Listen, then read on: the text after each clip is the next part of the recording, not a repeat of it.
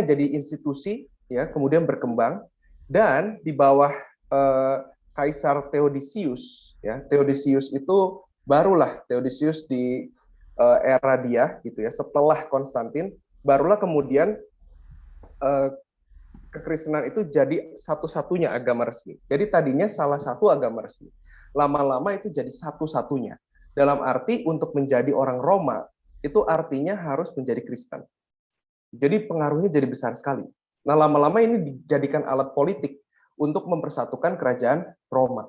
Jadi gimana caranya untuk mempersatukan kerajaan Roma?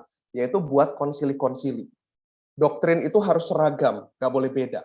Makanya orang-orang yang berbeda dengan doktrin-doktrin di konsili, mereka itu akan mendapat hukuman berat, gitu ya. Nah, ini sayang sekali ya, bahwa kita punya banyak konsili yang kita suka, misalnya Chalcedon, Nikea, dan sebagainya, ya, tentang Kristus itu punya dua natur, natur manusia dan natur Allah, itu kan Chalcedon, gitu ya. Itu sebenarnya doktrin yang bagus, tapi ketika ini dijadikan alat politis untuk mengatakan, oke, doktrin harus seragam, yang di luar dari ini akan dianiaya, akan dihukum oleh pemerintah. Nah, ini jadi sayang. Jadi ada ketika ngomongin konsili itu, saya selalu merasa seperti ada dua sisi. Sisi satu saya senang, bersuka cita, karena ada doktrin yang benar. Sisi lain saya bersedih, karena doktrin yang benar itu digunakan untuk jadi alat politik, untuk menurunkan pendeta-pendeta, uskup-uskup yang nggak disukai sama lawan politiknya. Kira-kira begitu. Ya, kita next langsung. Nah, pertanyaannya pada saat itu, oke, sekarang seluruh Roma udah jadi Kristen. Oke, dan kekristenan itu udah jadi satu agama yang dibiayai sama pemerintah. Nah, jadi muncullah waktu itu tuh mulai institusionalisme yang begitu besar. Nah, kemudian uskup-uskup, jadi bedanya gini gampangnya. Ada imam, imam itu kayak daerah, misalnya Semarang, Sukabumi, Bandung, itu tiap kota ada imamnya. Nah, tapi tiap wilayah, Jawa Barat, Banten, Jawa Tengah, itu ada pimpinannya, yang mungkin bisa disebut uskup. Jadi kalau uskup itu kayak ketua wilayah. Ya, kalau imam itu kayak ketua di kota atau di daerah, gitu ya. Nah, tapi uskup-uskup tertentu itu mulai dapat rekognisi, mulai dapat apa ya? Mulai orang tuh mendengar mereka. Misalnya uskup dari Milan, ya, uskup dari Konstantinopel, uskup dari Roma. Dan kalau nanti kita baca lebih dalam, kita akan ketemu intinya adalah mengenai keuskupan-keuskupan ini, nanti ada dua uskup yang besar, yaitu satu Konstantinopel, satu Roma. Nah, ini dua ini yang berebut supremasi, gitu. Nah, makanya inilah uskup agung yang kemudian selalu jadi panutan sampai sekarang. Makanya kalau sekarang uskup agungnya orang Kristen Ortodoks, Ortodoks Timur, itu ya pusatnya Konstantinopel. Tapi kalau uskup agung orang Roma Katolik, ya pastinya Roma. Gitu. Jadi gereja Barat dan gereja Timur itu bicara tentang supremasi keuskupan Roma dan keuskupan Konstantinopel. Gitu ya. Nah, Paus ini jadi penting sekali karena sangat terinstitusi. Ya, jadi untuk bisa berkooperasi dengan negara dan untuk bisa maju, gitu ya, gereja bukan hanya secara pemerintahan, tapi di masyarakat untuk bisa maju, itu perlu mereka terinstitusionalisasi. Nah, makanya Paus itu terus. Nah, pertama kali itu dibuat oleh Siricius, ya, uskup Roma, yang memformalisasikan praktik ini dalam gereja. Oke, langsung skip. Gereja Ortodoks Timur, mereka nggak bicara tentang paus. Jadi kepausan itu tadi di Roma, ya. Bagaimana mereka memperkuat keuskupan Konstantinopel? Caranya adalah mereka punya yang namanya patriark. Patriark itu apa ya? Bapa lah, gitu ya. Makanya kadang kita bilang bapak-bapak iman seperti Abraham, Ishak, Yakub itu patriark, gitu ya, kira-kira. Nah, jadi patriark itu kayak seorang holy father, gitu. Nah, mereka punya patriark di Konstantinopel. Makanya sampai sekarang kita kalau ini kita lihat berita itu kan Patriarch of Moscow, Patriarch of Konstantinopel, Patriarch of apa tempat tertentu gitu ya, Ortodoks Timur. Patriarch ini sama dengan Archbishop lah, kira-kira begitu.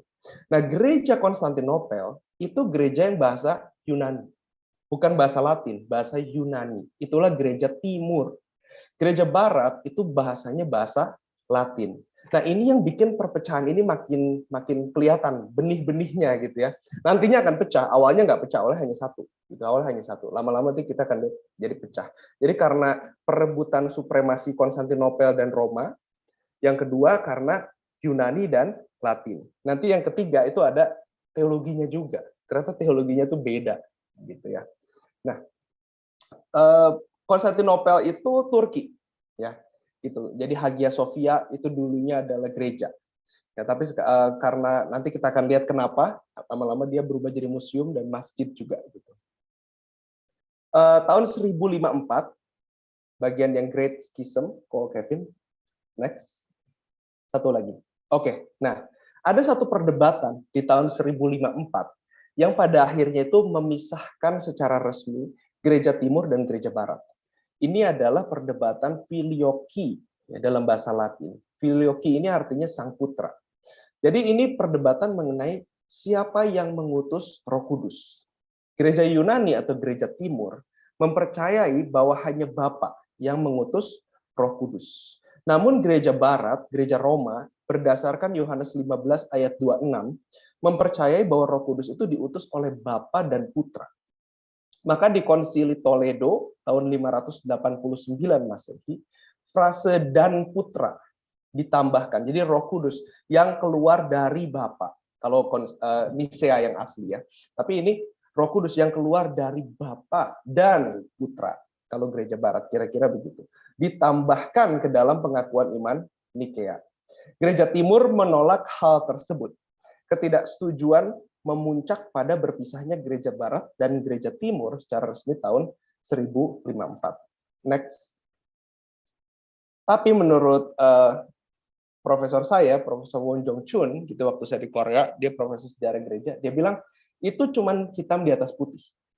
Pemisahan yang sebenarnya itu terjadi di masa Perang Salib, di mana orang gereja barat menumpahkan darah orang gereja timur.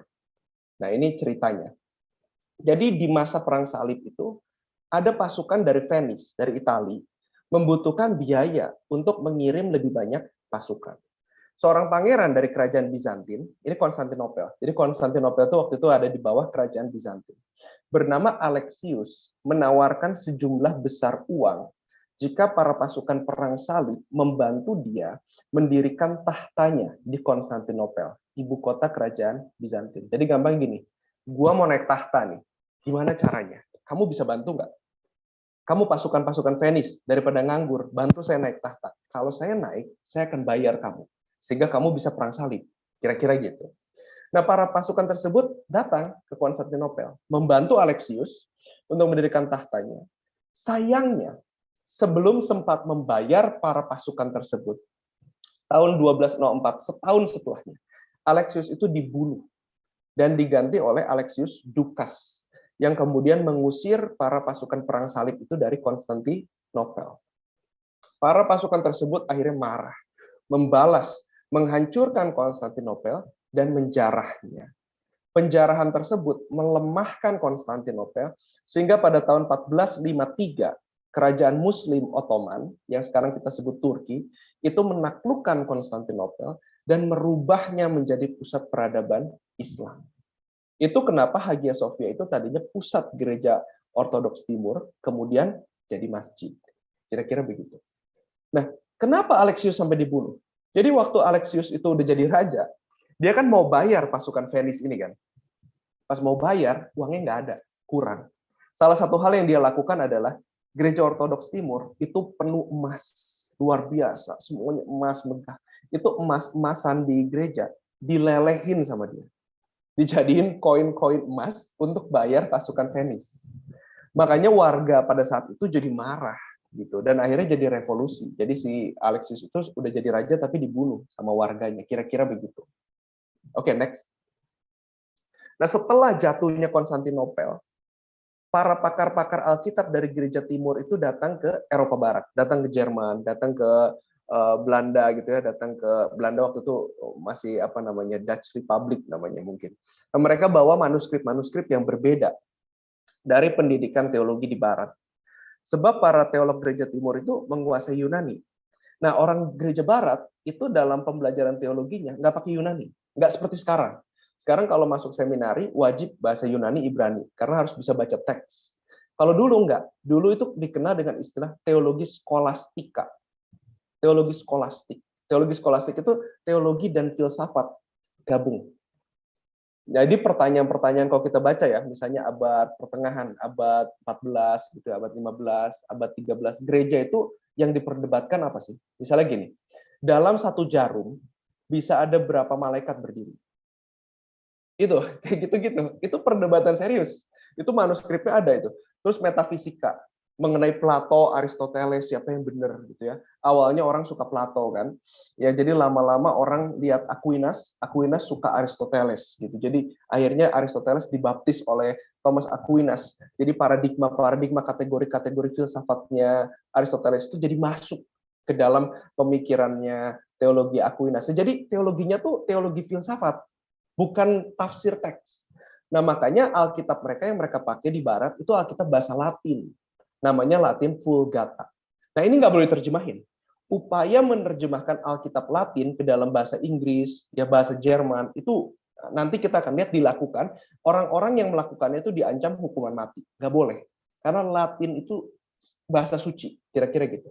Nah, tapi para pakar, ketika mereka kedatangan orang-orang gereja timur, mereka bandingkan. Ternyata Alkitab Latin yang kita percaya 1000 tahun terakhir ini isinya banyak salahnya. Nah, di situ orang mulai ragu. Oh iya ya, berarti Alkitab yang kita percaya selama ini ada salahnya dan sebagainya dan sebagainya. Nah, nanti kebingungan-kebingungan ini akan memacu kepada reformasi. Itu kenapa ketika Martin Luther mereformasi gereja, hal penting sekali yang dia lakukan apa? Terjemahkan Alkitab ke bahasa Jerman. Supaya semua orang itu bisa baca. Kira-kira gitu. Nah, zaman dulu nggak bisa. Jadi misalnya kita ke gereja nih, pendetanya, si imamnya khotbahnya Latin. Kemudian ritualnya Latin, perjamuan kudusnya Latin, lagunya Latin. Jadi jemaat itu hanya penerima aja, penerima anugerah. Tapi nggak bisa kontribusi, kira-kira gitu. Oke, next. Nah, ini Hagia Sophia ya, kita lihat. Nah, ini dia. Ya luar biasa ya, Hagia Sophia gitu. Sangat megah, sangat besar. Nah, sekarang dijadikan tempat sholat gitu. Menarik. Nah, terus next. Tapi sebelum kejatuhan Konstantinopel ada sesuatu. Jadi tadi kejatuhan Konstantinopel itu 1453, oke? 1453, abad 15. Nah, beberapa abad sebelum itu ada sesuatu yang menarik. Putri Olga dari Kiev. Nah, ini kita sama-sama berdoa untuk Ukraina gitu ya. Tapi waktu itu belum ada pemisahan Ukraina sama Rusia. Itu nggak ada. Jadi dulu disebutnya Kievan Rus. Itu satu daerah gitu ya, itulah Rusia. Nah, Olga dari Kiev ini jadi Kristen tahun 950 dan dia berusaha menyebarkan kekristenan di Rusia.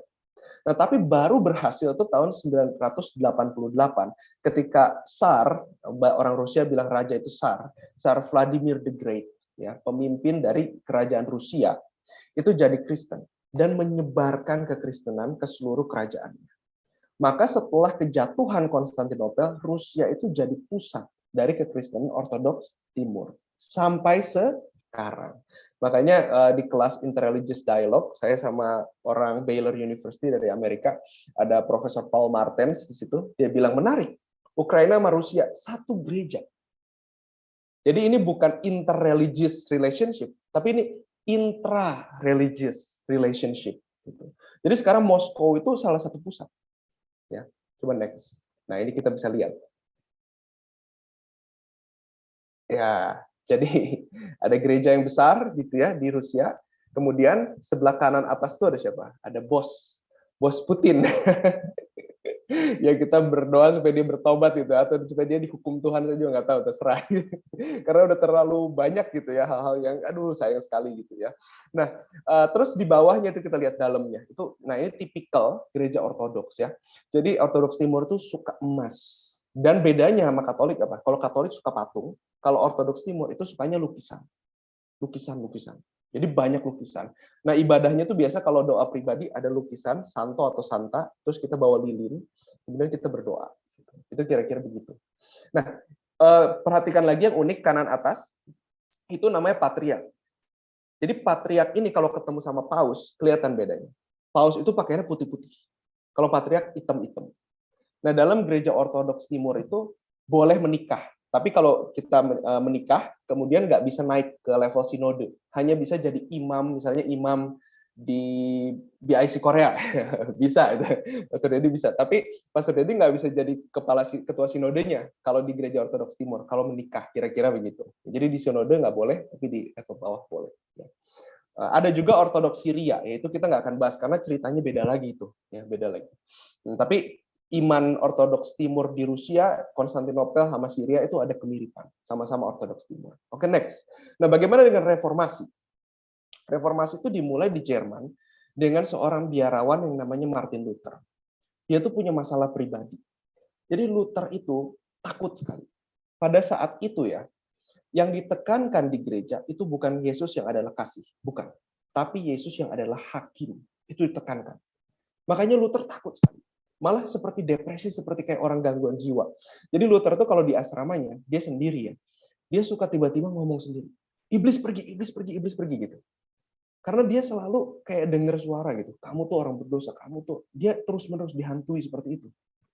Jadi dia penggalian dia kepada kitab suci itu akhirnya berujung kepada pencarian mengenai grace. Gimana saya bisa diselamatkan? Intinya itu aja yang dia mau. Nah, tapi dia serius mencari itu. Next slide. Next slide. Nah, Luther itu profesor teologi. Jadi dia doktornya biblika. Ini menarik. Jadi dia bisa read the text gitu betul-betul.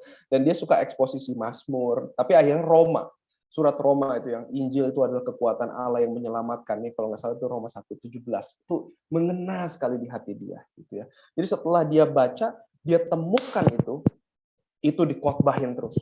Kemana Luther pergi, khotbahnya selalu pembenaran itu melalui iman oleh anugerah Allah.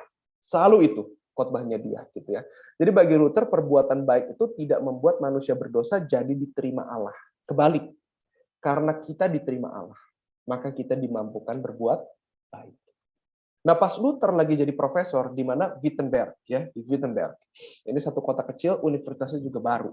Pada saat itu Pangeran Frederick itu pangeran yang mendirikan universitas dan gereja Wittenberg. Dia penguasa kota Wittenberg. Nah, Wittenberg ketika lagi kayak gitu, tiba-tiba ada namanya surat indulgensia. Awalnya surat ini adalah sakramen pengakuan dosa. Jadi kalau di Katolik itu, misalnya kalian berbuat dosa, kalian harus datang ke imam, misalnya ke Pastor Dedi datang, mengaku dosa. Nah, setelah mengaku dosa, nanti pastornya bisa mengatakan, oke, I absolve you. Saya mengampuni kamu, kira-kira gitu. Saya nyatakan kamu dosamu telah diampuni. Nah, itu sakramen. Awalnya begitu. Lama-lama diperjualbelikan sama orang yang namanya John Tetzel. Next, supaya cepat, 3 menit lagi. Next. Nah, Tetzel mengatakan ketika koin itu masuk untuk beli indulgensia, centring gitu ya, kepeti kan masuknya kepeti waktu itu. Itu setiap koin yang berdenting itu satu jiwa itu berpindah dari neraka ke surga. Sampai dia katakan, kakekmu, nenekmu, percaya Tuhan enggak? Beli surat ini. Kalau kamu beli, itu bisa langsung pindah dari neraka ke surga. Kira-kira begitu. Sampai dia ngomong sesuatu yang sangat vulgar sekali ya. Ini ada di buku sejarah, makanya saya maksud ini. Nah, salah satunya adalah dia bilang indulgensia itu bisa mengampuni dosa masa depan. Ada seorang prajurit, seorang kesatria, dengar Tetzel, Imam Tetzel ini bicara begitu. Apa yang dia lakukan? Dia beli itu surat indulgensia, kemudian dia rampok Tetzel. Karena kan indulgensia itu bisa mengampuni dosa di masa depan. Sedangkan Tetzel itu jualan kan, jadi peti-petinya penuh emas gitu. Ini terjadi, dicatat di buku sejarah gitu ya.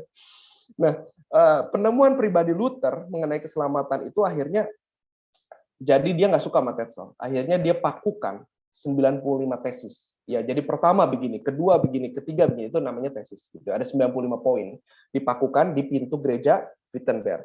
31 Oktober 1517. Tok tok tok. Nah, itulah makanya hari reformasi gereja sampai sekarang, 31 Oktober. Ya. Jadi itu tantangan kepada pemimpin gereja Roma. Kalian salah, saya sebagai profesor teologi saya mau debat kalian. Kira-kira gitu. Nah, next. Sebenarnya ya, tesis Luther itu ditulis bahasa Latin. Jadi itu nggak mungkin bisa bikin rame-rame. Nggak mungkin bisa bikin seluruh Eropa jadi berguncang. Nggak mungkin. Tapi kenapa seluruh Eropa bisa berguncang pada saat itu? Sampai ada perang dan sebagainya. Sampai sepertiga penduduk Eropa keluar dari gereja Katolik pindah Protestan. Kenapa? Karena surat itu dikirim juga sama Luther. Dikirim ke Uskup Albrecht. Di atasnya Tetzel. Jadi maksud Luther, wah Tetzel ini imam yang korup, imam yang salah ini, imam yang nggak bener jualan nih, gitu kan. Saya kirim ke atasannya. Nah, dia pikir Albrecht dan Paus itu bener, ternyata enggak. Ternyata konteksnya adalah Paus pada saat itu mau bangun istana di bawah ini. Ini sampai sekarang kalian bisa lihat ya, Saint Peter's Basilica di Vatikan gitu ya. Dia mau bangun ini pada saat itu, nggak ada duit. Nah, ada imam yang namanya Albrecht. Albrecht itu bilang, Paus, aku carikan kamu uang, tapi kamu angkat aku jadi uskup agung di Mainz. Jadi ini negosiasi politik antara keduanya. Jadi pas Luther kirim, yang terjadi adalah next. Yang terjadi adalah Luther disidang di apa yang namanya Diet of Worms, gitu ya. Kaisar, Paus, dan yang lain-lain ada di situ. Kemudian Luther nggak bisa ngomong, cuma ditunjuk kamu sesat, kamu bertobat nggak? Luther bilang, here I stand, I can do no other, so God help me. Amin. Dia coba bilang gitu. Hasil keputusan sidang apa? Luther, kamu dihukum mati. Nah, menariknya, sebelum dibawa ke hukuman mati, Luther itu dipulangkan dulu ke Wittenberg. Jadi maksudnya dipenjara dulu di Wittenberg, nanti baru dihukum mati. Next slide. Di jalan. Di jalan setelah sidang, setelah putusan hukuman mati ke Wittenberg, dia diculik. Sama siapa? Sama penguasa Wittenberg, Pangeran Frederick. Pangeran Frederick ini pendiri dari Universitas Wittenberg, tempat Luther itu ngajar jadi profesor. Jadi dia suka sama Luther, dia setuju sama ajaran Luther. Makanya Luther diculik supaya nggak jadi dihukum mati, ditaruh di kastil yang namanya Wartburg. Disitulah Luther itu, kalau nggak salah 1 tahun lebih di situ, dia menerjemahkan Alkitab dari bahasa Latin tadi ke bahasa Jerman. Dan setelah Alkitab itu jadi, siapa yang pertama dikasih? Pangeran Frederick. Dan dia senang sekali gitu. Makanya nanti ini udah terakhir ya. Oke, ini udah terakhir. Makanya dari situ jadi besar. Karena ternyata ada bangsawan-bangsawan seperti Frederick yang pro Luther. Bangsawan-bangsawan ini kemudian protes kepada kaisar. Makanya disebut Protestan. Dan kemudian nggak cuma di Jerman, tapi di Prancis, di Denmark, Swedia. Raja Denmark itu Lutheran. Makanya Raja Denmark bantu Luther, support uang, gitu ya. Swiss dan sebagainya negara-negara lain. Jadi total kira-kira 1/3 penduduk Eropa keluar jadi Protestan. Dan satu hal lagi, karena Luther itu yang pertama menerjemahkan Alkitab ke bahasa Jerman dan bahasanya itu bagus sekali, para petani, orang-orang biasa berusaha baca. Makanya sampai sekarang Jerman, lagu nasionalnya Jerman itu lagunya Luther, Mighty Fortress or Our God gitu kan. Nah, kemudian Alkitab Jerman Luther itu mempengaruhi tata bahasa, grammar Jerman sampai sekarang.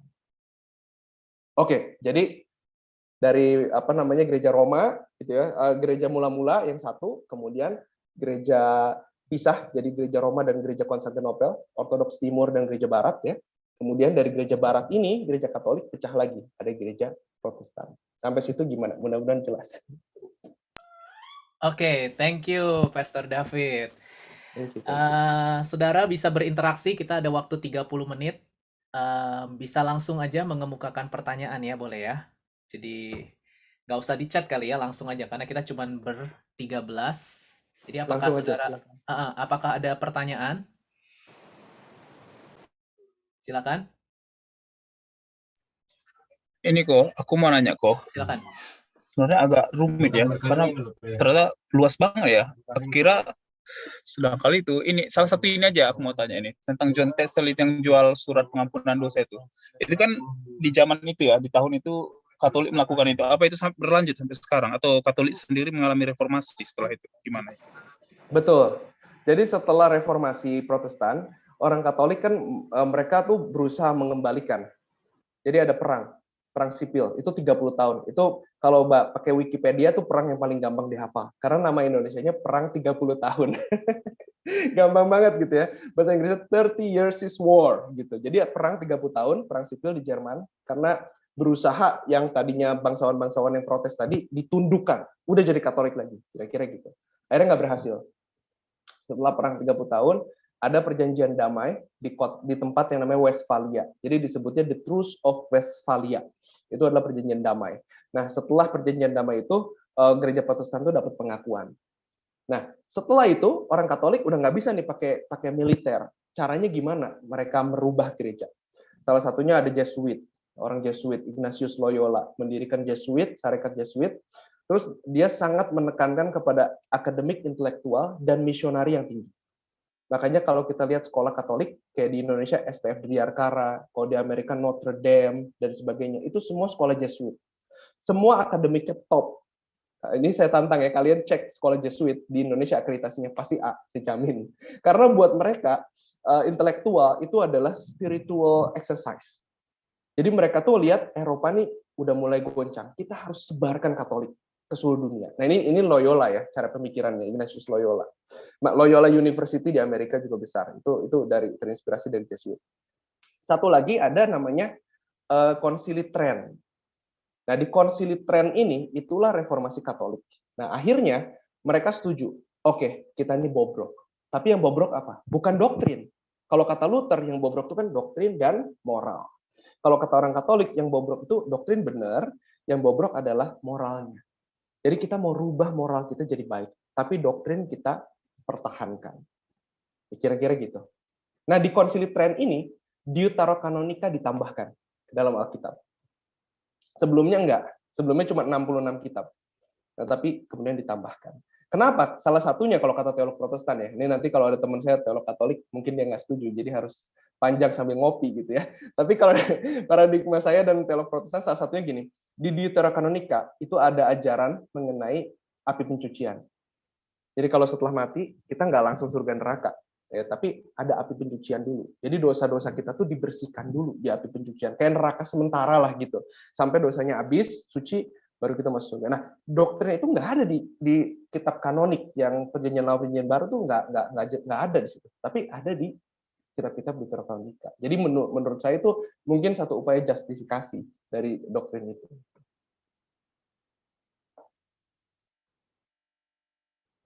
Oke, thank you, Fit. Thank you. Ya. Silakan, saudara. Ada lagi? Ada lagi pertanyaan? Tanyalah. Kita diskusi ya. Iya, diskusi satu sampai. lagi. Silakan. Raquel duluan, silakan. Oh ya, Raquel habis itu Bang Rivaldo ya. Berarti kalau gitu, Kak David, berarti kalau gitu sampai sekarang itu masih ya? Apa maksudnya kayak ngaku dosa untuk diampuni sama imamnya itu masih dilakukan berarti ya? Masih, tapi kalau indulgensia, kemudian kayak kesalahan, kecacatan moral. Jadi waktu itu tuh yang moralnya cacat banget. Sampai kalau kata sejarawan, Paus itu kena sifilis, itu satu. Bayangin ya, itu penyakit menular seksual, kayak model HIV gitulah, itu satu. Kedua, pada saat itu lazim, uskup-uskup, imam-imam itu punya anak di luar nikah. Lazim. Sampai ya, kepausan itu ngeluarin hukum bahwa untuk imam-imam, uskup-uskup yang punya anak di luar nikah itu hukumnya apa? Denda. Jadi yang bayar denda ini banyak banget gitu. Ini semua orang tahu, semua sejarawan tahu. Makanya orang Katolik pun mengakui kita ini moralnya cacat gitu. Udahlah, kita benar-benar inilah gitu. Nah, secara politis itu juga ada kecacatan. Waktu itu Paus itu pernah berperang. Jadi orang Prancis itu pernah pengen punya paus sendiri. Akhirnya dia angkat paus sendiri. Kepausan itu dari Roma, dari Vatikan, dipindah ke Avignon. 70 tahun, nggak balik-balik gitu. Nah setelah itu balik di Roma angkat paus sendiri, Prancis angkat paus lagi. Nah akhirnya 2 paus ini diturunin, angkat paus 1 lagi. Tapi setelah diturunin yang 2 ini nggak mau. Jadi 3 paus ini berperang. Kacau balau minta ampun pokoknya. Ini semua udah tahu gitu, dan akhirnya mereka akui itu salah. Itu kalau kalian mau baca itu tentang, tulis aja lah Avignon Papacy gitu, Avignon, itu 70 tahun ada di situ. Gitu. Makanya Luther sebut itu Babylonian Captivity gitu. Karena orang Israel di Babel itu mengungsi 70 tahun. Begitu juga kepausan gitu ya. Mengungsi ke Avignon 70 tahun kira-kira gitu, sindirannya gitulah. Jadi moral udah kacau. Nah, makanya udah dibenerin, sekarang sih udah nggak begitu. Sekarang orang-orang Katolik banyak punya moralitas yang tinggi. Cuman doktrin mereka pertahankan. Oke, thank you, Fit. Ya, thank you. Silakan, Valdo ya. Silakan. Halo.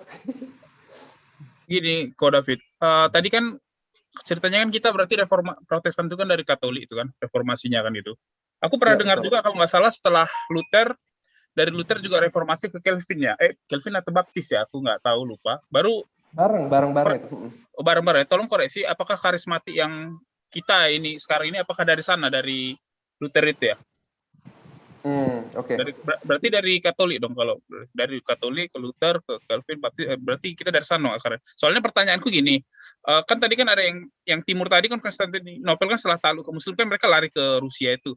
Nah sementara yang barat tadi Enggak, bereformasi. mereka larinya ke Jerman. Mereka lari ke Jerman, ke Eropa, teolog-teolognya. Cuma pertanyaannya, pusat teologi, pusat gereja timur, berarti udah nggak ada dong karena Konstantinopel jatuh. Oh enggak, karena 6 abad sebelum itu Rusia juga udah jadi Kristen Ortodoks.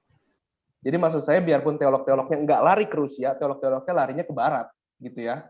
Nah tapi gereja timur tuh pusatnya pindah ke Rusia gitu. Dan tadi kan dibilang kan doktrinnya kan berbeda kan dengan yang Katolik tadi kan? Oh beda, iya. Beda. Dan maksudku gini, yang Katolik tadi bereformasi sampai akhirnya ada karismatik. Nah, yang ini yang timur ini gimana? Apakah mereka tetap seperti itu atau ada reformasinya juga dalam bentuk seperti apa gitu jadi bentuknya? Atau tetap mereka jadi satu sinode gitu? Menarik ini. Jadi menurut Alistair McGrath, orang timur itu punya paradigma beda. Jadi kalau teolog barat itu cenderung progresif. Mereka cenderung gimana ya kita artikulasikan iman Kristen di keadaan sekarang. Makanya kalau baca teologi sistematika kan terus berkembang.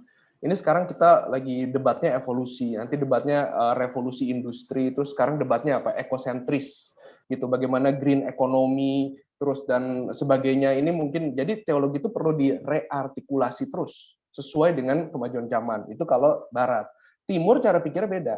Timur cara pikirnya how to keep the tradition. Makanya kata Alistair McGrath, ini McGrath ini menarik. Dia profesor sains dan teologi di Oxford, sangat terkenal, Alistair McGrath. Dia bilang, kalau kita teliti selama mungkin 500 tahun aja terakhir ya, teologi timur tuh nggak berubah. Karena cara pikir mereka bukan reartikulasi, cara pikir mereka gimana keep the tradition. Itu cara mikir mereka. Jadi kalau teologinya nggak banyak berubah kalau timur. Nah tapi kalau peta politisnya itu banyak perubahan. Misalnya dulu kan Ortodoks Syria besar, tapi karena ada ISIS kan dihancurkan itu banyak gedung-gedung gereja yang udah ribuan tahun di Syria itu dihancurkan karena ISIS. Gitu padahal tadinya itu besar gitu. Nah hal-hal kayak gitu itu terjadi juga kalau dari peta politis ya. Nah balik ke pertanyaannya mengenai Calvin. Jadi Luther ini dia tuh cuma jago menurut jangan bilang cuma sih ya. Ya Luther ini jagonya gitu. Jagonya itu nanti bias kalau ngomong gitu karena saya lebih Calvinis daripada Lutheran. Karena Luther itu jagonya meruntuhkan. Jadi dia runtuhkan apa yang salah.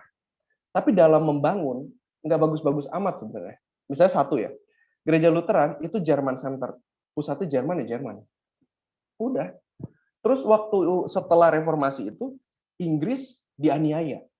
Ada ratu yang Katolik, Ratu Mary itu, makanya ada Bloody Mary. Karena teolog Protestan di Oxford, di Cambridge itu dibunuhin sama si Mary, makanya dibilang Bloody Mary kan. Nah, karena penganiayaan ini akhirnya mereka mau ke Jerman, mau belajar teologi reform. Persoalannya di Jerman, para pengikut Luther pecah. Jadi Luther udah meninggal, para pengikutnya pecah. Jadi Jerman udah nggak kuat lagi jadi center teologi reformasi kira-kira gitu. Nah, siapa yang ada? Calvin. Calvin di Jenewa itu udah besar, udah buat universitas, warga negara Jenewa itu, kota Jenewa itu warganya jadi bertambah berkali-kali lipat. Nah, orang dari Prancis dianiaya, Huguenot, larinya kemana? Calvin, ke Jenewa, ke Swiss, belajar teologi reform, habis itu balik ke Prancis. Bikin seminari reform di Prancis, gereja reform di Prancis. Orang yang dianiaya di Itali, Vermigli misalnya, teolog terkenal Peter Martyr Vermigli. Dia larinya ke Jenewa dulu, belajar di Jenewa, baru balik lagi. Belanda gimana? Sama. Penganiayaan Belanda waktu itu dianiaya Spanyol, karena Spanyol kan Katoliknya kuat. Larinya kemana? Larinya ke Jenewa, belajar, habis itu balik. Skotlandia, John Stott, begitu juga. Oxford juga begitu. Puritan semua belajarnya di Jenewa. Makanya akhirnya kita lihat kalau Lutheran itu terbatas di Jerman, Calvinis itu banyak banget seluruh dunia gitu, kira-kira gitu. Nah makanya akhirnya yang orang banyak bilang Luther itu meruntuhkan, tapi Calvin itu yang membangun teologi reform. Gitu. Jadi Luther yang mereformasi gereja, tapi teologi reformnya yang bangun itu adalah Calvin. Gitu. Nah, kalau dikaitkan, baptis, Anabaptis itu ada pada saat itu ya. Tapi nanti bisa jadi terlalu panjang kalau bahas itu. Saya cukup katakan Anabaptis itu ada pada saat itu. Jadi orang yang baptisnya baptis selam, dan kalau baptis anak itu biasanya mereka baptis ulang. Mereka nggak setuju soal baptis anak gitu ya. Nah, jadi saya cuma sampai di situ ya untuk baptis. Nah, untuk karismatik, ini biasanya jadi karismatik itu sumbernya ada banyak. Salah satunya tuh ya setelah pietisme. Jadi waktu abad-abad baru-baru lah gitu ya, D.L. Moody, Billy Graham dan seterusnya itu gitu. Mereka lihat gereja-gereja Protestan ini terlalu terinstitusionalisasi. Jadi birokrasinya terlalu kuat, institusionalisasinya kuat. Jadi spiritualitas itu kayak kurang nendang gitu. Makanya mereka buat penginjilan-penginjilan di stadium, di mana di tempat-tempat terbuka, bukan di gedung-gedung gereja yang megah kayak di Eropa gitu kan. Nah, dari situ itu gerakan Injili itu, nah salah satunya ya pietisme yang lebih ngeroh lah dalam tanda kutip, itu karismatik, gitu, gerakan karismatik. Jadi akar gerakan karismatik itu independen, bukan institusi gereja. Kedua, dia nggak dekat sama negara. Kalau gereja Protestan kan dekat sama negara. Pendeta-pendetanya digaji sama negara, gedungnya disediain negara dan sebagainya. Sampai sekarang di Belanda begitu, Swedia begitu, Denmark begitu, Norwegia begitu kan. Nah, tapi kalau gereja karismatik enggak, kita berdiri sendiri gitu. Nah, makanya jadi di situ sih. Mungkin nanti ya bisa undang, ada teolog-teolog Pentakosta yang top gitu, bahkan ada yang sampai studi ke Birmingham, karena Birmingham itu ada pusat kajian teologi Pentakosta yang paling terkenal gitu ya. Itu nanti bisa mungkin saya kenalkan, terus nanti dia bisa ngomong tentang Pentakosta. Saya nggak berani soalnya kalau terlalu banyak, saya juga kurang paham. Oke, iya, thank you Fit. Ya, thank you. Silakan. Ya. Silakan yang lain. Ini ada banyak ya. Josean, Hana, Michael. Iya. Oh, ada Talia. Oh, ada Kak Ponti. Halo Kak Ponti. Halo Talia. Halo, aku mau tanya dong. Silakan, Ponti. Iya, Kak Ponti. Iya, pertanyaan pertama. Sebelum Martin Luther itu ada nggak sih, maksudnya tokoh reformator gitu? Sebelum dia, setahu aku sih ada gitu, tapi aku nggak yakin. Nah, kalau misalnya ada, kenapa yang paling terkenal itu Martin Luther? Itu Ini dulu gerakan, kali, nanti pertanyaan selanjutnya. Ya, thank you Kak Ponti. Gerakan reformasi itu banyak ya. Reformasi, nah ada satu yang dia bahkan abad pertengahan gitu. Nah, kalau reformasi Luther tuh orang bilang itu early modern. Jadi awal modernisme di Eropa itu. Itu lalu zamannya Luther gitu ya, udah abad 16.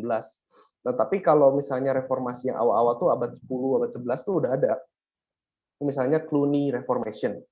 Jadi pada zaman dulu kan, nah ini ada satu hal yang aku nggak sebut sih karena kepanjangannya. Jadi aku bilang setelah zaman Konstantin, karena Kaisar Roma udah bertobat, udah nggak ada lagi tuh yang namanya martir. Makanya gereja itu kehilangan spiritualitas. Jadi ada orang-orang yang mereka baca ayat-ayat seperti misalnya di Matius tuh yang Tuhan bilang, jualah segala milikmu dan ikutlah aku, kayak gitu-gitu. Nah, mereka baca itu, terus mereka mulai ke gunung-gunung, mulai ke lembah-lembah, mereka bertapa, cari penderitaan gitu dalam tanda kutip gitu. Karena kita nggak bisa nih kayak gini. Ini deket sama negara, gereja dibiayain negara, pendetanya PNS, wah khotbahnya udah, pokoknya khotbahnya tuh alat propaganda politik semua, nggak ada rohani-rohaninya gimana. Ini kisah nyata serius. Akhirnya mereka pergi ke gunung-gunung, pertama jadi petapa, lama-lama mereka bentuk kayak biara-biara. Yang pertama itu biaranya Benedict of Nursia tahun 548 ya kalau nggak salah, itu abad 6. Nah, dia bikin buku di situ namanya The Rule of Saint Benedict. Jadi buku bagaimana caranya mendirikan biara. Nah, biara dia yang pertama biara namanya di daerah Monte Cassino di Italia. Orang ketawa gitu. Hah, Cassino gitu. Bukan yang itu, bro, gitu ya. Tapi namanya memang Monte Cassino di Italia gitu ya. Nah, jadi dia di buku Benedict itu dibilang bahwa orang kalau mau masuk biara itu ada 3 sumpah. Pertama miskin, kedua perawan, nggak boleh menikah, ketiga ketaatan. Dalam arti taat sama kepala biara. Karena kalau kamu nggak bisa taat sama kepala biara yang kelihatan, gimana kamu bisa percaya kepada Tuhan yang nggak kelihatan, kira-kira gitu. Nah, 3 ini. Nah, jadi itu monastisisme namanya, gerakan biara. Nah, ini salah satu bentuk protes, salah satu bentuk revitalisasi gereja yang pada saat itu udah terpolitisasi gitu ya. Nah, setelah itu ada lagi. Jadi setelah biara itu, nah jadi kan ada gereja, ada biara. gereja ini jadi politik. Jadi orang-orang yang sangat peduli sama jabatan, ya dapat uang dari negara, ini pendeta-pendetanya kayak gitu. Nah, sedangkan kalau biara ini kan mereka yang hidupnya pokoknya susah, pokoknya menderita, pokoknya sederhana itu. Nah, lama-lama karena gereja saking kacaunya, nggak bisa dipulihkan lagi, ada kepala biara yang jadi paus. Namanya Hildebrand, Paus Gregory VII. Gregory VII, dia lihat, wah ini kacau balau. Gereja udah terlalu kacau, moralitasnya, korupsinya, apa segala macam. Akhirnya dia mulai ambil orang-orang dari biara untuk reformasi gereja. Ada biara di Prancis namanya Cluny. Makanya ini disebut reformasi Cluny, atau orang sebut Reformation of the Middle Age. Gitu. Jadi di abad pertengahan, sebelum early modern juga ada reformasi. Setelah itu ada siapa? Ada Wycliffe. Wycliffe itu mungkin abad berapa? 12, 13 ya, profesor di Oxford, yang berusaha gitu ya untuk revitalisasi Injil gitu, dan itu reformasi juga. Setelah itu ada John Huss, HUSS gitu ya, di Prague gitu ya, di apa namanya, itulah pokoknya gitu, di Ceko ya kalau nggak salah, daerah Ceko. Itu John Huss itu dihukum ini, dibakar di tiang. Makanya waktu Luther dipanggil ke Diet of Worms untuk diadili, dia tuh sebenarnya segan, dia nggak mau, karena dia udah tahu saya pasti ujungnya kayak John Huss. Gitu, kira-kira begitu. Nah, makanya Luther tuh seperti penerus dari John Huss gitu kira-kira. Nah, kenapa Luther yang namanya besar? Ya karena pada akhirnya yang berhasil menggebrak dan merubah segala sesuatunya itu memang Luther. Nah, pertanyaannya itu kenapa dia yang berhasil? Oh, kenapa dia yang berhasil? Misalnya gini ya, Wycliffe, terus ada siapa tuh satu lagi? Yang orang Oxford juga, yang orang Tyndale sama Wycliffe kan perusahaan terjemahan Alkitab apa, mereka terjemahin dari mana? Dari bahasa Latin. Jadi itu nggak sebagus Luther. Nah, Luther itu pada saat itu orang udah mulai ragu sama gereja Katolik ya, karena tadi politis. Paus ada 3, gimana nih caranya? Moral, paus kok sifilis gitu ya, uskup-uskup punya anak di luar nikah, orang udah ragu. Terus ada kemiskinan. Terus ada plague waktu itu, ada kematian yang besar sekali, yang sampai banyak orang Eropa mati. Jadi mereka pikir, kita menderita, kita susah, kita ini akan mati gitu. Kita harus lari ke siapa? Jadi ke gereja kita udah nggak percaya. Gimana? Nah, makanya pas Luther itu bangkit jadi suara, dia nulis kan banyak kan. Itu buku-bukunya orang Jerman suka banget baca, seneng banget gitu. Dan dia memberitakan grace di situ. Itu kasarnya ya kalau di maksud cepatnya gitu ya. Dia memberitakan grace di situ. Nah, mengenai penerjemahan Alkitab, sebelum Luther, ada orang yang namanya Erasmus. Kaponti pasti tahu Erasmus University Rotterdam. Dan ada di Eropa beasiswa Erasmus Mundus.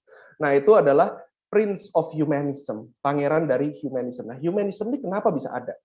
Jadi yang tadi aku bilang, ketika teolog-teolog dari timur, dari Konstantinopel itu datang ke barat, mereka bawa naskah Yunani. Di situ ada keinginan untuk teolog-teolog barat, kita harus balik. Alkitab kita banyak salahnya. Kita harus balik ke teks Yunani. Nah, Erasmus itu balik ke teks, dia terjemahin. Makanya udah ada Alkitab Yunani yang bagus pada saat itu, di zaman Luther. Nah, ketika Luther terjemahkan Alkitab ke bahasa Jerman, dia kan perlu teks Yunani, yang Erasmus itu udah ada. Jadi menurutku sih, Luther tuh selain dari ya pastinya ini panggilan Tuhan gitu ya, kan ceritanya dia mau kesambar petir dan sebagainya, dia kemudian bertobat masuk biara gitu ya, itu panggilan Tuhan di situ supranaturalnya. Tapi aspek sosial, kultural itu semua juga udah dibentuk oleh Tuhan sedemikian rupa, sehingga Luther tuh udah pas gitu. Gitu sih Kak Ponti. Kayaknya sih gitu ya, nggak tahu nggak salah. Oke. Ya sih mau nanya kali ya. Aku masih ada 2 pertanyaan lagi sih, tapi nanti aja Boleh. deh kok. Yang lain dulu. Yang lain dulu ya Ponti ya. Jessie silakan mungkin ya. Jessie silakan. Kok tahu aku mau nanya? Iya. Halo Jessie. Halo Kak aku juga mau tanya tentang yang Martin Luther itu. Kan tadi dia yang bilang sempat disulit sama Prince sama Frederick kan. Itu kenapa bisa tulisan dia sampai ke France, bisa sampai ke Swiss gitu loh kok. Maksudnya sebar dari mana? Kan maksudnya bukannya dia cuman mengajukan di Roma gitu. Itu sih yang aku mau nanya. Thank you Kak. Iya, jadi Jessie seperti kamu tahu, mungkin kamu tahu ya, Johannes Gutenberg, itu kan udah menemukan mesin printing tahun 1450. Jadi itu 67 tahun sebelum Luther memposting itu kan. Nah, jadi ada orang itu yang ngambil itu, terus disebarin dari pintu gereja itu disebarin. Nah, setelah itu, jadi itu sebenarnya tindakan memaku itu lazim dilakukan, bukan sekali. Dan Luther pun udah beberapa kali dia berdebat. Jadi misalnya ya, dia pernah berdebat di Universitas Heidelberg, dia berdebat dengan biarawan-biarawan Agustinian, dia teolog-teolog itu kan ada mazhabnya, ada mazhab Agustinian, Carmelite, ada Fransiskan, ada Dominikan. Nah, itu dia pernah. Jadi dia suka debat ke Heidelberg, kemana dia kerjanya debat sama nulis. Jadi dia tuh udah jadi teolog yang memang punya nama pada saat itu. Makanya once traktat 95 thesis itu disebarin sama orang, banyak orang yang baca. Bahkan ini kalau diteliti dari segi ekonomi juga menarik ya. Misalnya dulu itu, aku lupa namanya. Ada satu kota di Jerman, ya, itu kota itu paling laku bukunya, kira-kira gitu. Wittenberg itu nggak laku, makanya Luther tuh mau publikasi di kota itu. Tapi kota itu nggak mau publikasi tulisannya Luther, karena tulisan Luther dilarang. Jadi yang nggak ada pilihan lain, Luther harus publikasi dari Wittenberg, universitas dia yang pada saat itu masih kecil. Tapi apa yang terjadi? Kota yang tadinya besar publikasinya itu bangkrut loh, jadi kecil banget. Wittenberg itu jadi besar banget. Saking pengaruhnya Luther itu di dunia akademis pada saat itu sangat besar. Jadi emang sebelum itu dia emang udah ternama gitu ya kok. Makanya semuanya. Dia profesor terkenal. Oke. Thank you kok. Yeah. Thank you Jesse. Oke, thank you. Hana mau nanya ya, Han? Ya, Hana. Silakan. Iya, Kok. Halo, Ko David. Halo, Hana. Halo. Tadi aku kayak baca yang pertama itu yang bentar aku apa? Maaf. Mau yang di sini kan dibilang kalau misalnya Konstantin itu orang-orang Kristen yang tadinya dianiaya mendapat status baru ketika Kaisar Konstantin bla bla bla gitu kan. Nah, apakah orang-orang Kristen yang dianiaya ini itu tuh gereja awal mula-mula yang diciptakan oleh Tuhan Yesus. Jadi lebih pengen kayak alur dari gerejanya yang diciptakan sama gereja di zaman Tuhan Yesus sampai zaman yang Konstantin ini kayak gimana alurnya, jadi kayak gitu sih. Pertanyaanku itu sih. Gitu. Ya. Apakah seperti itu? Iya, thank you Hana ya. Jadi untuk itu ancient church history gitu ya, sejarah gereja mula-mula. Biasanya tuh sejarawan baginya gereja mula-mula itu dari zaman Tuhan Yesus sampai 479 ya. Gregory the Great. Jadi Gregory pertama, Paus Gregory pertama itu 579 sorry kayaknya. Pokoknya sampai abad 5 lah kira-kira, dari abad 1. Itu dianggap gereja mula-mula. Jadi Konstantin itu masih masuk di sejarah gereja mula-mula kalau mapping dari sejarahnya ya, time frame-nya. Nah, apa yang terjadi sebelum Konstantin itu kita bisa tahu dari tulisan banyak. Jadi ada bapak-bapak apologet, ada bapak-bapak gereja, ya kita bisa tahu. Misalnya ada Ignatius itu martir kan. Terus ada Justinus martir. Nah ini menarik. Justinus martir itu dia seorang filsuf yang bertobat. Nah filsuf itu pada saat itu mereka pakai apa ya namanya pallium kalau saya nggak salah. Jadi semacam jubah gitu yang menandakan identitas mereka sebagai pemikir. Jadi setelah dia bertobat jadi Kristen dia masih pakai itu. Dia masih pakai identitasnya sebagai seorang filsuf. Cuman yang dia lakukan adalah berapologetika. Jadi kalau gereja zaman Tuhan Yesus abad 1 itu sangat menekankan proklamasi. Gereja abad 2 dan 3 tuh lebih ke bapak-bapak apologet. Jadi semuanya apologetis. Karena waktu itu orang-orang itu udah dengar tentang Injil, tapi ada tuduhan-tuduhan. Misalnya salah satunya apa? Tuduhan orang Kristen itu kanibal, misalnya. Kenapa? Karena Yesus kan bilang, inilah tubuhku, inilah darahku. Karena siapa makan tubuhku dan minum darahku akan dapat hidup yang kekal. Nah, bagaimana ini menjelaskan ini? Gitu. Jadi mereka lebih ke arahnya lebih ke apologet, bukan cuma masalah menginjil, pergi menginjil, tapi apologetik. Nah, kemudian yang mati martir banyak Hana. Ya, jadi banyak yang mati martir. Bahkan ada seorang perempuan perpetua itu kalau nggak salah dia wanita martir pertama yang tercatat dalam sejarah gereja. Jadi banyak yang martir, banyak banget. Dan yang kamu dengar mungkin tentang orang Kristen diadu sama binatang, jadi gladiator, itu ada juga di buku-buku sejarah gitu. Nah, cuma mitosnya satu ya, mitos yang harus kita klarifikasi. Gereja mula-mula tidak selalu dianiaya. Tidak selalu gitu ya. Jadi ini kan span sejarah bisa 300 tahun nih. Ada waktu penganiayaan itu intens banget. Ada waktu yang mereka biasa aja beli sayur ya, kerja itu nggak ada apa-apa. Jadi naik turun, nggak selalu itu.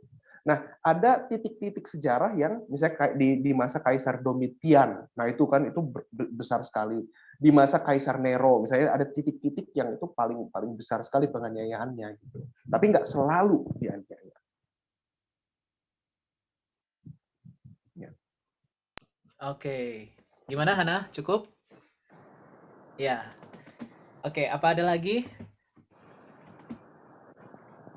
Fit boleh tambah 15 menit ya, karena tadi sempat putus.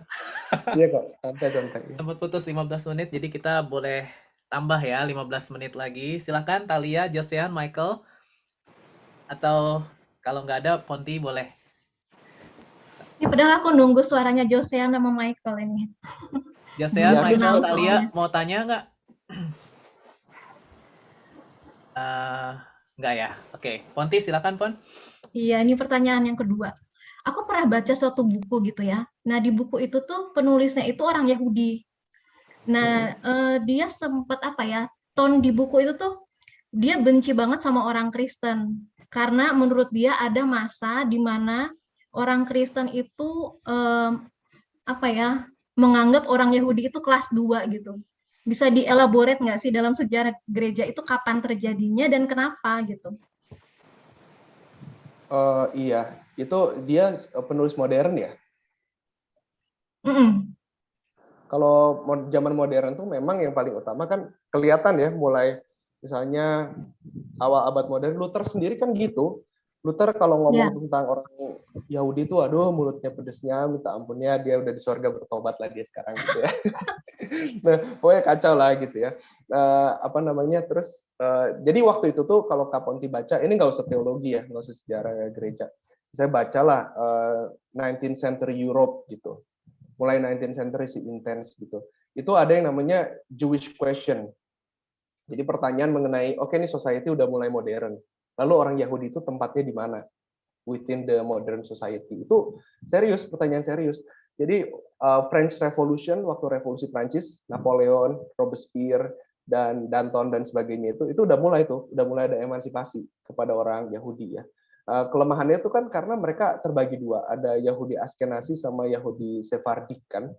Nah itu jadi ada satu Yahudi yang lebih elit, lebih progresif, tapi ada satu juga yang lebih kayak menengah ke bawah dan nggak mau, jadi isolasi. Mereka kayak punya Jewish ghettos gitu istilahnya. Ghetto itu kayak satu tempat yang kayak tapi kayak kumuh gitu. Terus mereka mengasingkan diri di situ. Nah, tapi jumlah mereka banyak. Nah, itu jadi pertanyaan bagi European states pada saat itu, dan mungkin Eropa dipandangnya kan Kristen. Kenapa? Tapi kayak gitu kan. Nah, terus kalau lihat misalnya Hitler antisemitisme tuh anti kepada orang Yahudi ya. Hitler punya antisemitisme kan dia kadang ngomong pakai bahasa Alkitab kan. Kayak ayo kita bunuh orang Yahudi karena dia yang bunuh Yesus, misalnya gitu kan. Hitler kan kadang-kadang kayak gitu kalau pidato. Jadi bisa aja kebencian antisemitisme itu atas nama kekristenan. Gitu. Tapi itu nggak berkaitan langsung sama studi kita hari ini sih, Kak. Kalau gitu yang ini yang Kristen dan Katolik itu tensionnya masih ada kan? Maksudnya setelah reformasi gitu? Maksudnya sekarang? Setelah reformasi itu. Yang perang 30 tahun itu kan ya?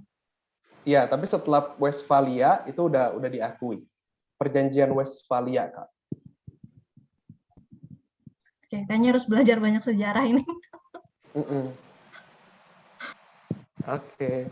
Oke, thank you. Mungkin satu pertanyaan terakhir deh ya. Kevin, gimana Vin?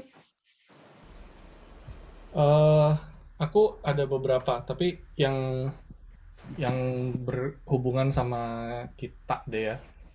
Kan kemarin-kemarin sempat kita belajar tentang sejarah Bible kan, tentang Alkitab Perjanjian Baru itu diputuskan tahun 397 Masehi. Itu berarti di masanya Kartage Roma itu ya ya. berarti ya? Maksudnya itu konsili Kartage 397. Kanonisasi. Kanonisasi itu ya 397 itu konsili apa itu? Apa ya kode dia? Tahu aku tuh Kartage maksudnya. Ya, Kartage. Carthage. Kartage. Terus? Berarti itu terjadi di masa pemerintahan Romawi ini yang bikin apa? Bikin semuanya jadi orang Kristen itu ya? Satu-satunya. Iya, betul. Oke. Terus kalau gitu selama ini kan jadi kan kita ceritanya udah berapa ratus Masehi apa yang terjadi di Roma gitu kan, apa yang terjadi di Eropa lah gitu. Nah, terus apa yang terjadi di Yunani atau yang terjadi di Israel situlah gitu. Itu apa yang terjadi di situ? Selama kapan Mas Eko? di area waktu ketika mulai dari rasul-rasul meninggal, gitu kan kekristenan sebar kemana-mana gitu kan. Nah, yang di area asalnya mereka sendiri itu apa yang terjadi gitu di Eropa ribut, di situ ngapain gitu? Mungkin ada satu yang kok Kevin missing. Kehancuran Yerusalem itu tahun 70 kok. Okay. Jadi nggak lama, mungkin setelah Paulus dieksekusi ya. Kalau kita setuju Paulus dieksekusi tahun 60, mungkin nggak lama. Setelah pemerintahan Nero itu, pokoknya itu tahun 70 itu satu waktu Jenderal Titus kalau nggak salah, itu datang ke Yerusalem menghancurkan seluruh Yerusalem. Kira-kira 1 juta orang Yahudi itu dibunuh, bait suci itu rata dengan tanah. Ini menggenapi Matius 24. Matius 24 ke atas, Yesus katakan, Yerusalem, Yerusalem, aku hendak mengumpulkan kamu seperti seorang induk yang mau mengumpulkan anak-anaknya, tapi kamu nggak mau, kan gitu. Terus Yesus, waktu murid-murid memuji bait suci kan, wah megah luar biasa. Yesus katakan, nggak ada satu batu pun akan tersusun di atas batu lainnya. Itu digenapi tahun 70. Jadi tahun 70 itu Israel dihancurkan, semua orang Yahudi tersebar ke seluruh dunia. Nah makanya ada istilah Jewish question itu di Eropa. Jadi mereka tuh kita harus apain? Di bawah modern nggak bisa, mereka tradisional, kita harus gimana? Gitu. Jadi nggak langsung kayak sekarang orang Yahudi bisa kerja, bisa apa enggak. Dulu kan mereka hidup sendiri, nggak mau nyatu sama orang Eropa. Nah kayak gitu. Nah baru negara Israel itu baru klaim merdeka tuh abad 20. Itu baru itu, nggak lama dengan kemerdekaan Indonesia kayaknya. Itu baru. Jadi sebelumnya Israel ya nggak ada negara Israel, mereka tersebar kemana-mana. Gitu. Itu wujud penghukuman Tuhan juga atas penolakan mereka terhadap Mesias. Itu nah mengenai Cartage ya 397 itu di Afrika. Nah, Afrika itu sebenarnya Afrika Utara. Pada saat itu adalah pusat kekristenan. Tapi waktu dia diserang sama kerajaan Islam, mungkin sama Moor ya, itu terlalu jauh. Jadi orang Roma terlalu jauh mau bantu. Jadi nggak bisa kirim pasukan ke sana karena terlalu terpisah gitu. Eropa sama Afrika Utara kan jauh. Gitu. Kayak Agustinus itu dari Hippo, dari Afrika Utara. Nah, Carthage, ini yang penting. Tadi Koko katakan dia dikanonisasi di Carthage. Sebenarnya enggak. Jadi apa yang terjadi di Carthage itu lebih kayak proteksi. Jadi dikatakan tulisan-tulisan lain selain dari list ini tidak boleh dibaca atas nama kitab suci. Jadi selain tulisan ini nggak boleh dibaca atas nama, mereka bukan bilang, oke, sekarang kita fix kanon kita ini. Bukan. Mereka lebih kepada, kita udah akui ini sebagai firman Tuhan. Di luar ini, jangan kamu sebut atas nama kitab suci. Karena pada saat itu ada surat-surat yang terkenal, misalnya surat Gembala Hermas, misalnya. Itu dibaca di gereja. Nah, tapi itu kan bukan bagian dari kitab suci, makanya jangan baca itu seakan-akan itu kitab suci. Jadi Carthage itu bukan membentuk apa yang belum ada, proteksi apa yang sudah ada. Nah, persoalannya bagaimana yang sudah ada itu terbentuk? Itu sampai sekarang semua orang berdebat. Kalau menurut aku sih itu ya karya Roh Kudus, mujizat. Nggak bisa kita tahu gitu. Oke, thank you. Thank you. Cukup, Vin? Cukup ya? Oke. Saya pikir cukup. Luar biasa ya malam ini semua bisa bilang thank you buat Pastor David ya. Thank you, Kong. Luar biasa ya. Jadi ya hari ini banyak hal yang bisa kita pelajari. Mungkin next kita bisa undang lagi ya. Jadi sekali lagi thank you Fit untuk waktunya malam hari ini boleh melayani kita semua. Oke, kita mau berdoa ya untuk Pastor David. Mari sama-sama kita berdoa. Tuhan, terima kasih malam ini kami diberkati, kami melihat betapa hikmat yang Tuhan taruh dalam hidup hamba-Mu, menolong kami semua untuk bisa memahami sejarah gereja, dan biarlah kami boleh semakin mengagumi pekerjaan Roh Kudus yang terus melakukan pembaharuan untuk tubuh Kristus, sehingga tubuh Kristus boleh senantiasa berpusat kepada Yesus. Kami berdoa supaya setiap perbedaan-perbedaan yang ada tidak membuat kami jadi merasa lebih dari yang lain, tetapi kami tahu bahwa kami semua adalah anggota tubuh Kristus yang harus saling menolong dan saling melengkapi satu dengan yang lain, karena kami tahu pekerjaan Roh Kudus sedang dinyatakan di hari-hari ini juga. Kami bersyukur berkati hamba-Mu, Pastor David, istri, dan masa depan mereka, pekerjaan mereka. Tuhan, kami percaya kasih karunia Tuhan senantiasa berlimpah-limpah untuk hamba-Mu ini. Engkau terus memakai dia untuk menjadi blessing, secara khusus untuk menolong banyak orang yang sedang mengalami pergumulan intelektual. Kami berdoa supaya urapan Tuhan dinyatakan sehingga banyak jiwa yang boleh dimenangkan untuk Tuhan. Terima kasih Bapak untuk malam ini. Engkau memberkati Kevin dan keluarganya, Raquel dan keluarganya, Valdo dan keluarganya, Hana dan keluarganya, Ponti dan keluarganya, Josea dan keluarganya, Michael dan keluarganya, juga Talia dan keluarganya. Dan sebentar kami akan kembali ke aktivitas kami masing-masing. Kami rindu terima berkat dari Tuhan. Pastor David boleh berdoa berkat buat kita semua ya. Ya, biarlah kasih karunia Tuhan dari Allah Bapa, cinta kasih Tuhan Yesus Kristus, dan persekutuan Allah Roh Kudus turun dan tinggal memenuhi kita semua hari ini sampai kedatangannya yang kedua. Dalam nama Yesus. Amin. Amin.